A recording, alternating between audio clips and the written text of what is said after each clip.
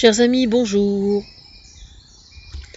Aujourd'hui, je suis en escapade. Je suis en escapade normande, dans une forêt de notre région, que je ne citerai pas. Vous entendez? J'ai un écureuil, en 2 mots, qui est venu tout à l'heure. Assez loin quand même. Enfin bref. Alors, aujourd'hui,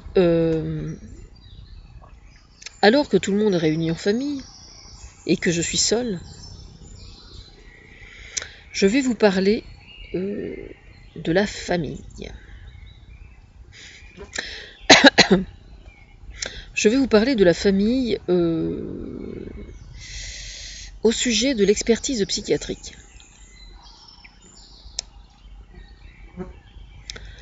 Alors, non pas nécessairement de mon expertise psychiatrique et de ma mise sous tutelle, mais d'une mise sous tutelle de façon plus générale.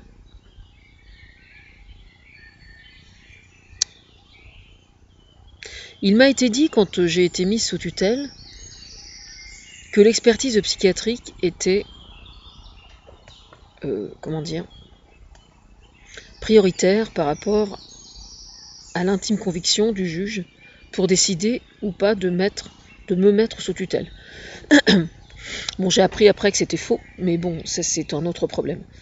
Toujours est-il que moi, compte tenu aussi du documentaire qui est passé à la télévision sur le sujet,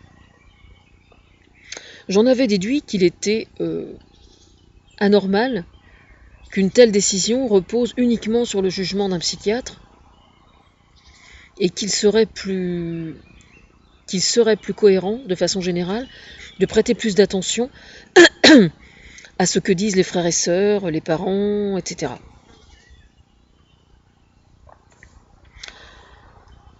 Je pense toujours que ce soit vrai.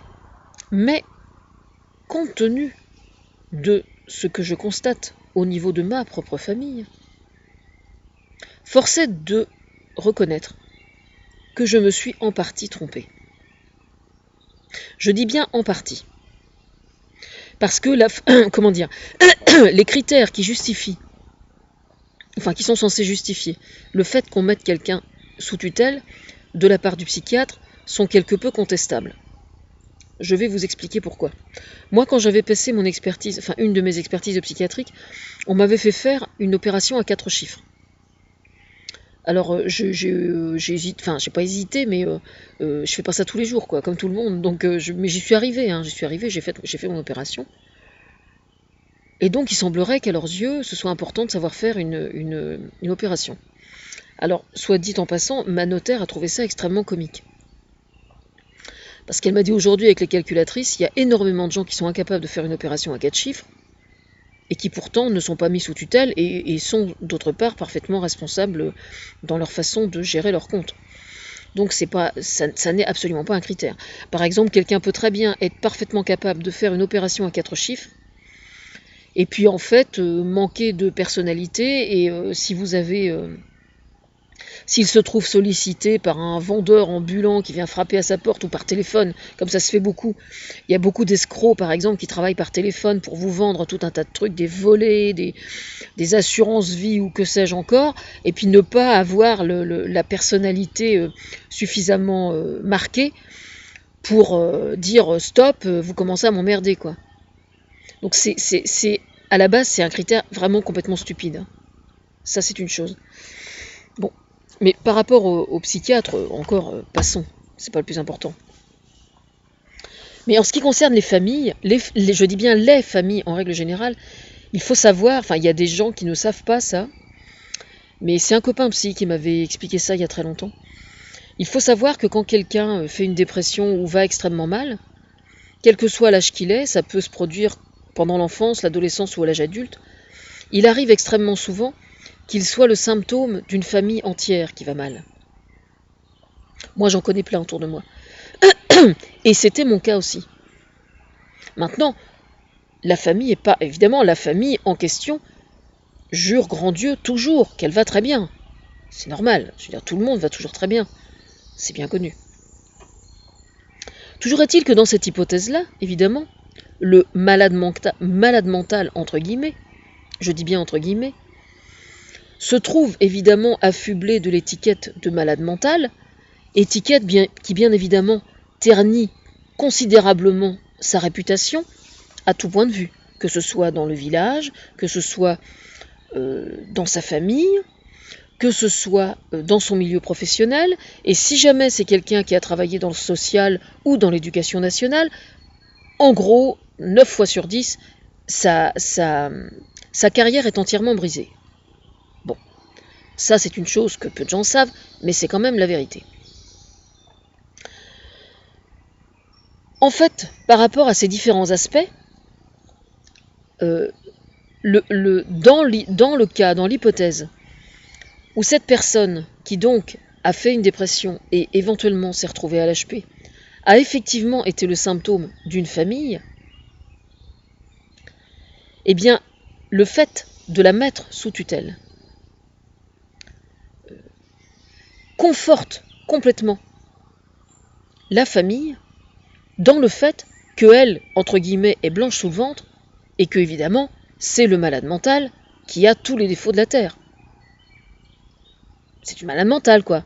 Ou un malade mental. Et puis qui ferme sa gueule, surtout. Hein. Enfin, ça dépend sur qui on tombe. Oui, ça c'est clair. Voilà. Et alors, là, justement, actuellement, je suis en train de... comment dire, mon sort va être scellé les jours qui viennent. Parce que nous sommes le 18 et donc ça passe au tribunal le 22. Le verdict sera rendu le 22. Donc j'ai fait, moi, ce que j'ai dit à la juge des tutelles, c'est-à-dire que j'ai entrepris différentes démarches auprès de chacun de mes frères et sœurs, auprès de ma maman, auprès de certaines de mes amies, auprès de mes 2 psys qui m'ont suivi avant, psychologues et pas psychiatres qui m'ont suivi avant, etc., etc. Donc j'ai envoyé un message, enfin soit j'ai rencontré les gens, je leur ai expliqué, soit j'ai envoyé des lettres, voilà. Alors notamment j'ai mon ancienne psychologue qui m'a répondu hier à la main et qui m'a répondu que ça n'était pas de son ressort à elle de faire une telle démarche, c'est-à-dire que quel que soit ce qu'elle pense, elle n'avait pas déontologiquement, enfin c'est pas qu'elle n'avait pas à le faire, c'est qu'elle avait à ne pas le faire, ce qui n'est pas du tout la même chose. Chose qui est parfaitement cohérente, parce qu'évidemment le but recherché étant de voir effectivement quelle attitude adoptent les autres, c'est-à-dire la famille et les amis, qui sont en fait les véritables personnes qui sont censées être d'une part bienveillants et d'autre part honnêtes vis-à-vis du soi-disant dépressif et malade mental. Voilà. Alors je ne m'étendrai pas de façon individuelle sur la façon dont ça se déroule. Parce que là, on entrerait dans la vie privée, et ce serait vraiment dommage.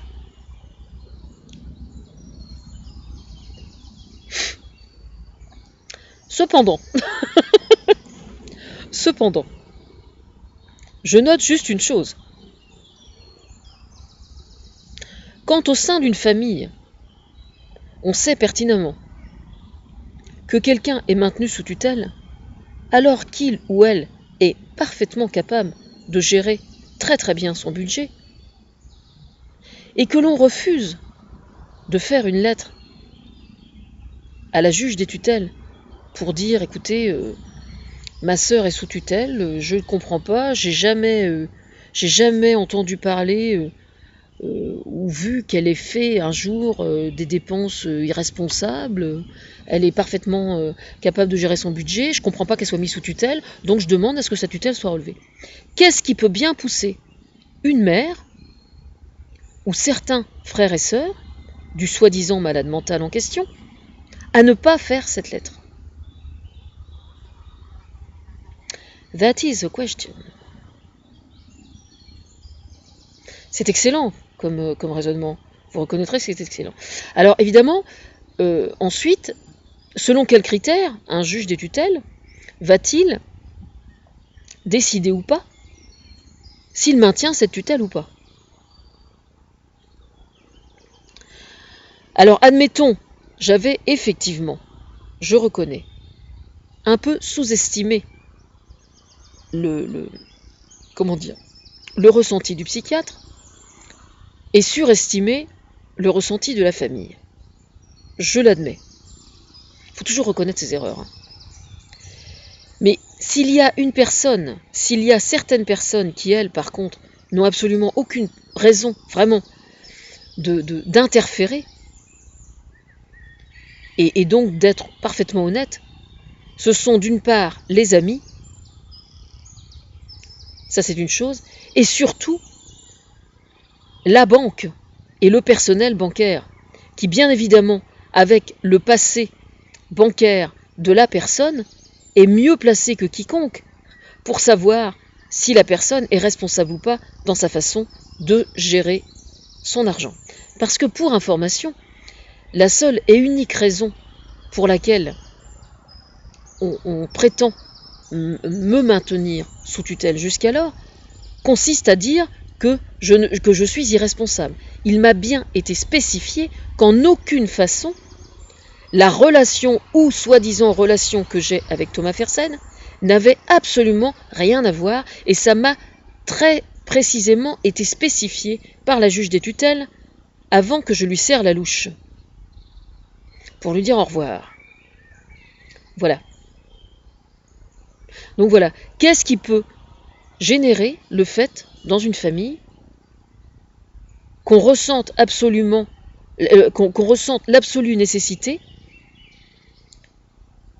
par son silence et sa lâcheté, éventuellement, de ne pas rédiger cette lettre quand on sait très bien que la personne est responsable. Qu'est-ce qui peut générer ça? J'ai la réponse, bien sûr. Moi. Il y a très longtemps que j'ai cette réponse. Oh là là. Il y a des années et des années et des années que j'ai cette réponse, bien évidemment. Pour chacun, je sais, très précisément. Bon, sur ce, cette forêt est absolument extraordinaire. J'entends plein de petits oiseaux. Et ce matin, je suis allée à l'exposition de sculpture sur bois à Saint-Père. J'ai trouvé plein de choses intéressantes. Une copine du cours d'anglais, d'ailleurs. J'ai taillé la bavette avec plein de gens qui travaillent le bois, évidemment. Ouais, il y avait plein de trucs intéressants. Je sais pas, il y a peut-être 8 ou 10 exposants à peu près. J'ai trouvé ça vraiment passionnant. Alors, comme j'ai pas pu réserver de stand ni quoi que ce soit, j'ai demandé l'autorisation de mettre les panneaux pour Belo Monte et le site des Raoni et Planète Amazon. Et puis, j'ai mis une feuille en expliquant qu'on cherche à former un groupe sur le plan régional, etc. Donc, j'ai commencé à prospecter et puis je baratine tout le monde, quoi. Voilà. Jusqu'au moment où je vais en avoir vraiment ras-le-bol, je vais prendre mes clics et mes claques et je vais rentrer chez moi. Voilà. Là, il est 13h32. Voilà. Alors, je remarque notamment que le fait de faire mes vidéos en forêt comme ça présente un énorme avantage par rapport à un petit bois. C'est que les arbres sont extrêmement hauts et que donc le soleil filtre à travers les branches. Ça éclaire mon doux visage. À travers les branches des arbres, ça je sais pas ce que c'est un chêne, apparemment c'est un chêne. Et donc comme la lumière est plus diffuse, c'est plus facile pour moi de maîtriser un peu ce que je fais par rapport à l'exposition lumineuse. Voilà.